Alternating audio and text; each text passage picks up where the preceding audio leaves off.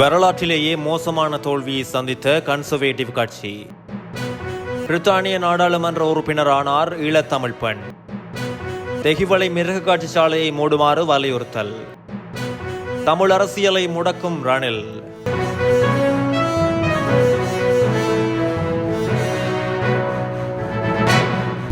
Britain தேர்தல் வரலாற்றில் மோசமான ஒரு தோல்வியை கன்சர்வேட்டிவ் கட்சி சந்தித்துள்ளது.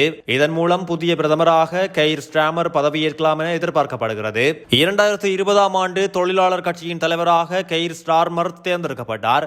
தற்போது ஸ்டார்மர் தலைமையிலான தொழிலாளர் கட்சி வெற்றி பெற்றுள்ள நிலையில் பிரதமராக இருக்கும் இந்திய வம்சாவளியை சேர்ந்த ரிஷி சுனக் தனது பதவியை இழக்கவுள்ளார்.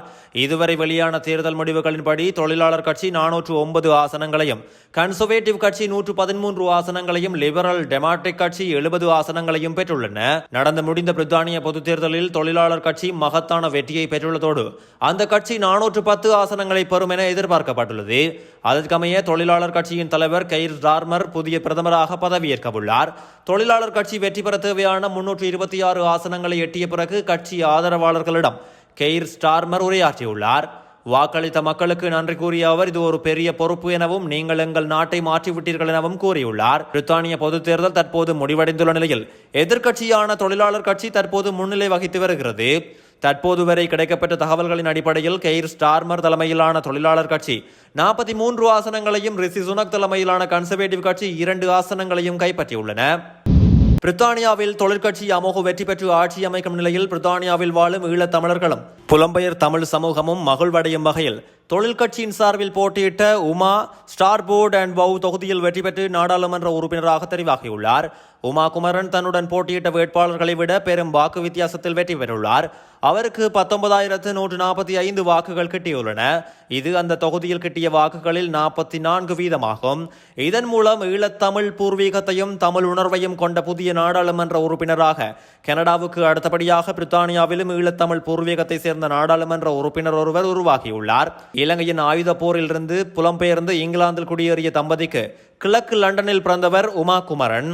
குயின் மேரியில் தனது கல்வியை தொடர்ந்த அவர் ஸ்டார்போர்ட் மற்றும் போவ் பகுதியில் வசித்து வருகிறார். தற்போதைய லண்டன் மேயர் சாதிக் கானுக்காகவும் மிக சமீபத்தில் உலகளாவிய காலநிலை அமைப்பின் ராஜதந்திர உறவுகளின் இயக்குநராகவும் உமா குமரன் பணியாற்றியுள்ளார். ஐக்கிய நாடுகள் சபை விஞ்ஞானிகள் மற்றும் காலநிலை தலைவர்களோடு இணைந்து உலகெங்கிலும் உள்ள துணிச்சலான காலநிலை நடவடிக்கைக்கு அழுத்தம் கொடுத்து வருகிறார். தெஹிவளை மிருக காட்சி சாலையை மூடுமாறும் விலங்குகளை முறையாக கவனிக்குமாறும் வலியுறுத்தி சமூக வலைதளங்களில் பல்வேறுபட்ட தரப்பினர் குரல் கொடுத்து வருகின்றனர். இலங்கையில் மக்கள் அதிகமாக வந்து பார்வையிட்டு மகளும் மிருகக்காட்சி சாலைகளில் தெஹிவளை மிருகக்காட்சி சாலை முதன்மையாக காணப்படுகிறது. எனினும் பல ஆண்டுகளாக இங்குள்ள விலங்குகள் போதுமான உணவு மற்றும் பராமரிப்பு இல்லாமல் வாழ்வதாகவும் அவற்றின் ஆரோக்கியம் குன்றி காணப்படுவதாகவும் விலங்கு நல ஆர்வலர்கள் தெரிவித்துள்ளனர். எனவே இது தொடர்பான புகைப்படங்கள் மற்றும் காணொலிகள் சமூக வலைதளங்களில் வெளியாகி மக்கள் மத்தியில் பேசுபொருளாக மாறி வருவதால் மிருகக்காட்சி சாலையை மூடுமாறும் பலர் குரல் கொடுத்து வருகின்றமை குறிப்பிடத்தக்கது. ஒற்றை ஆட்சிக்குள் தமிழ் அரசியலை முடக்கும் செயற்பாடுகளை ஜனாதிபதி ரணில் முன்னெடுத்து வருகிறார் என தமிழ் தேசிய மக்கள் முன்னணியின் பாராளுமன்ற உறுப்பினர் செல்வராசா கஜேந்திரன் தெரிவித்துள்ளார். நேற்று யாழில் இடம்பெற்ற ஊடக சந்திப்பின் போதே அவர் இதனை தெரிவித்துள்ளார். மேலும் தெரிவிக்கையில், ஜனாதிபதி ரணில் சர்வதேச நிதி நிறுவனங்களிடமிருந்து நிதியுதவியை பெற்றுக் கொள்வதற்காக சலுகைகளுக்கு விலை போகக்கூடியவர்களை வைத்துக் கொண்டு பல்வேறு செயற்பாடுகளை முன்னெடுத்து வருகிறார். இலங்கையின் பொருளாதார வளர்ச்சி குறித்த உண்மைக்கு புறம்பான பிரசாரங்களை இந்திய மேற்கு தரப்புகள் தெரிவித்து வருகிறார். ஜனாதிபதி பாராளுமன்றத்தில் ஆற்றிய உரை எந்த வகையிலும் நம்பிக்கை தரவில்லை. நாட்டை பொருளாதார வளர்ச்சியில் முன்னோக்கி கொண்டு செல்வதாக என்ற கதைகளை சொல்லி மக்களை ஏமாற்றி மீண்டும் ஒரு ஜனாதிபதி தேர்தலில் வெற்றி பெறுவதற்கான முயற்சிகளை எடுத்து வருகிறார். இந்த நாட்டில் காணப்படும் 75 வருடமாக காணப்படும் இனப்பிரச்சனை தீர்க்கப்பட வேண்டும். ஒற்றையாட்சிக்குள் தமிழ் அரசியலை முடக்கும் செயற்பாடுகளை முன்னெடுத்து வருகிறார் என தெரிவித்துள்ளார். முன்னாள் சுகாதார அமைச்சர் கெஹலிய ரம்புக்வெல உட்பட 6 குடும்ப உறுப்பினர்களின் நிலையான வைப்பு கணக்குகள் மற்றும் ஆயுள் காப்புறுதி கொள்கைகளை 3 மாதங்களுக்கு இடைநிறுத்துமாறு நீதிமன்றம் உத்தரவிட்டுள்ளது. கொழும்பு மேல் நீதிமன்ற நீதிபதி மஞ்சுள திலகரத்ன இதற்கான உத்தரவை பிறப்பித்ததாக செய்தியாளர்கள் தெரிவித்தனர்.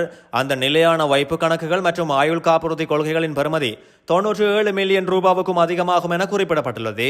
அந்த வங்கி கணக்குகள் மற்றும் ஆயுள் காப்புறுதி கொள்கைகள் கெஹலிய ரம்புக்வெல, அவரது மனைவி, 3 மகள்கள் மற்றும் ஒரு மகளின் கணவர் ஆகியோரின் பெயரில் பராமரிக்கப்பட்டு வருகின்றமை குறிப்பிடத்தக்கது. பெரும்பாலான பாகிஸ்தான் மக்கள் WhatsApp, Facebook, TikTok, Instagram, YouTube, X போன்ற சமூக வலைதளங்களை பயன்படுத்தி வருகின்றனர். இந்த நிலையில் ஜூலை 13ஆம் தேதி முதல் 18ஆம் தேதி வரை ஒரு வாரத்திற்கு வெறுப்பு பேச்சு போன்றவற்றை தவிர்க்க பாகிஸ்தானில் தடை விதிக்கப்படுகிறது.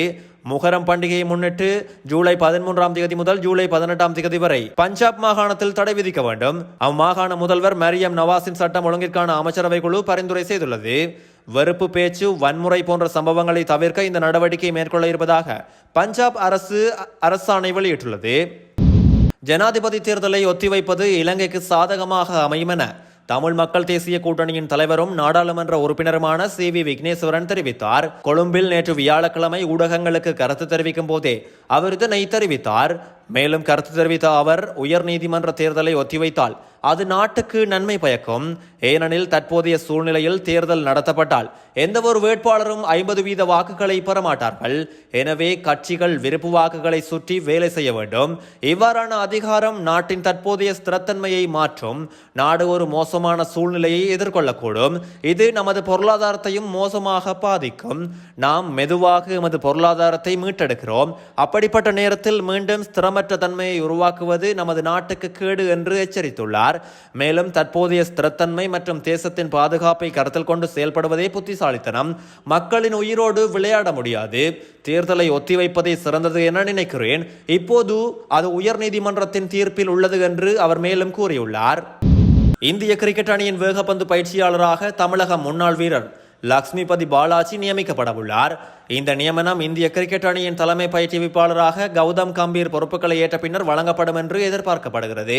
இந்திய கிரிக்கெட் கட்டுப்பாட்டு சபையின் நியதியின்படி தலைமை பயிற்றுவிப்பாளராக நியமிக்கப்படுபவர் துணை பயிற்றுவிப்பாளரை தேர்ந்தெடுக்கும் உரிமையை கொண்டிருக்கிறார். இதன் அடிப்படையில் கொல்கத்தா நைட் ரைடர்ஸ் அணிக்காக தமது தலைமையின் கீழ் விளையாடிய பாலாஜியை கம்பீர் பந்துவீச்சு பயிற்றுவிப்பாளராக தேர்ந்தெடுத்துள்ளார்.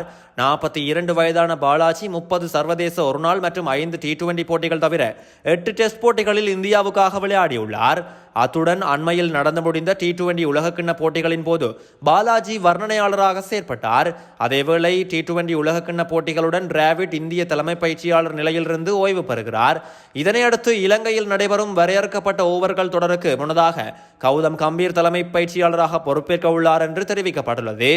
இதற்கிடையில் களத்தடுப்பு பயிற்சியாளராக திலீப்பிற்கு பதிலாக தென்னாப்பிரிக்காவின் ஜோண்டி ரோட்ஸ் நியமிக்கப்படலாம் என்று எதிர்பார்க்கப்படுகிறது.